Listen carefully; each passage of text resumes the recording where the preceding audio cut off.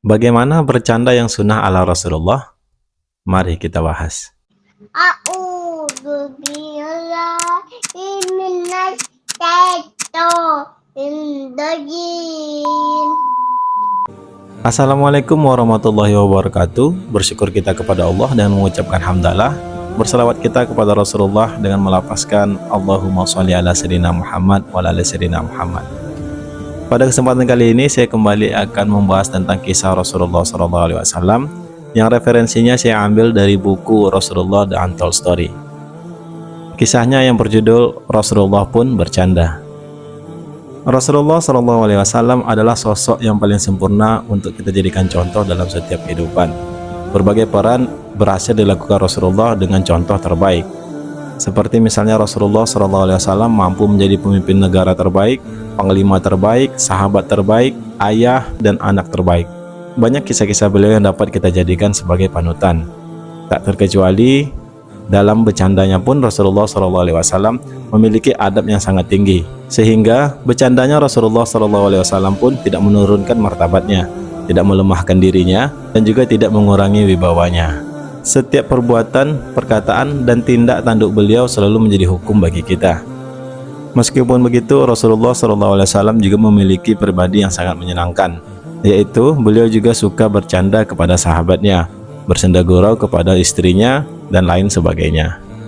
Namun yang harus digarisbawahi, bercandanya Rasulullah SAW tidak menurunkan martabatnya sebagai Rasul, tidak menyinggung orang lain, tidak berkata dengan perkataan yang berdusta atau mengarang cerita. Beliau juga tidak pernah tertawa terbahak-bahak, melainkan hanya tersenyum atau sekedar memberikan isyarat bahwa pada saat itu Rasulullah SAW dalam keadaan senang. Hal ini juga membuat para sahabat pun nyaman ketika bersenda gurau kepada Rasulullah SAW.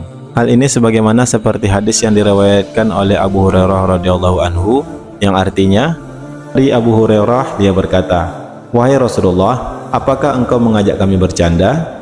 Rasulullah menjawab, "Ya, tetapi tidaklah aku hanya mengatakan sesuatu kecuali kebenaran atau tanpa sebuah kedustaan."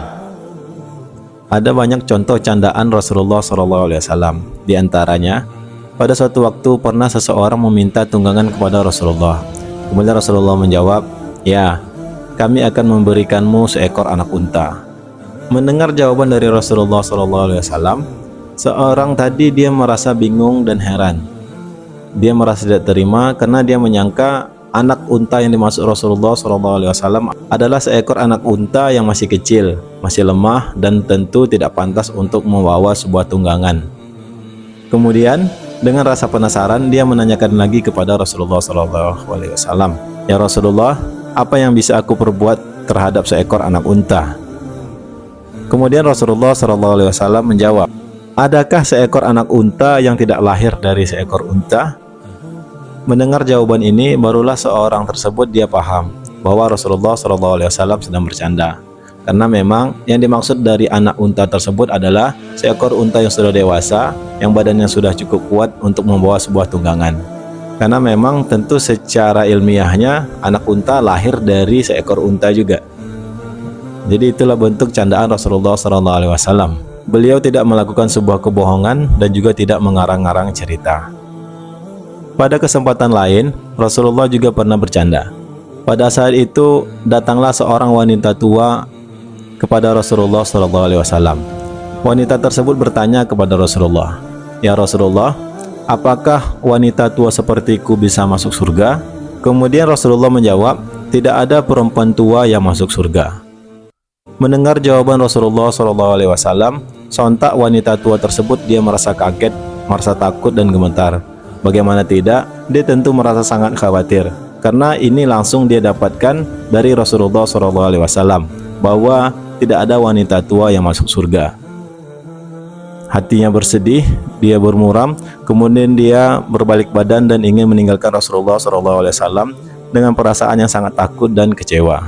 Melihat itu, Rasulullah SAW memanggil kembali wanita tua tersebut, kemudian membacakan dua ayat dari surah Al-Waqiah, yakni ayat ke-35 dan ke-36, yang artinya, "Sesungguhnya kami menciptakan mereka bidadari-bidadari itu dengan langsung, dan kami jadikan mereka gadis-gadis perawan. Setelah mendengar jawaban Rasulullah SAW dari firman surah Al-Waqiah tersebut, barulah hatinya mereda dan tenang. Dia baru sadar bahwa Rasulullah SAW sedang bercanda. Yang dimaksudkan tidak ada wanita tua tersebut bukan dirinya pribadi, melainkan usianya yang akan dimudahkan kembali ketika masuk ke dalam surga. Pada kesempatan yang lain pula, pernah seorang wanita mendatangi Rasulullah SAW. "Wahai Rasulullah, suamiku mengundangmu ya Rasulullah." Mendengar perkataan itu, Rasulullah SAW bertanya kepada wanita tersebut, "Siapakah dia? Apakah dia yang di kedua matanya ada putihnya?" Wanita itu pun kaget. Dia menyangka bahwa Rasulullah SAW sudah mengenal suaminya. Kemudian dia pun bergantian bertanya, "Ya Rasulullah, apakah engkau sudah mengenal suamiku?" Kemudian dengan nada bercanda Rasulullah SAW menjawab, "Bukankah setiap orang memiliki warna putih di dalam mata mereka?" Mendengar jawaban Rasulullah SAW, barulah dia tersadar bahwa Rasulullah sedang bercanda.